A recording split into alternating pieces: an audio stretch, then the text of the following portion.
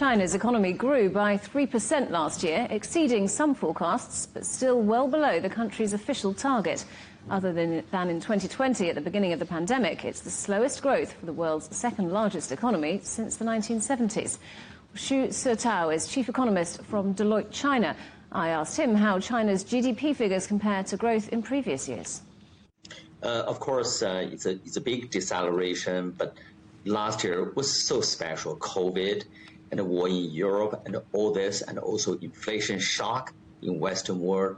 So I think 3%, after taking all this into account, is a solid number. But the most important thing is the worst is behind us. And this year, I'm looking at 4.5 to 5%.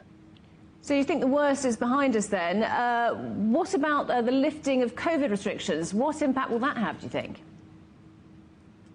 Oh, that's hugely positive. Not only you are going to unleash pent-up demand in so many areas, travel and so on and so forth, auto.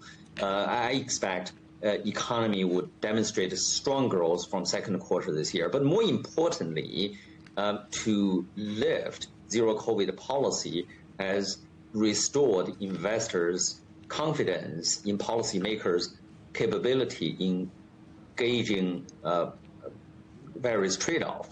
So I think psychologically that was even more positive. So today's figures are perhaps less good than previous years, but also better than analysts had forecast. What do you think that's down to? I wouldn't say better than analysts' forecast. For example, my forecast was 3.2% last year, but 3% I think was a decent number. You may say this is the first time China didn't achieve intended growth target, but again, after taking into COVID and there's geopolitical tensions, and more importantly, rising interest rate environment led by the United States, I think 3% is quite respectable.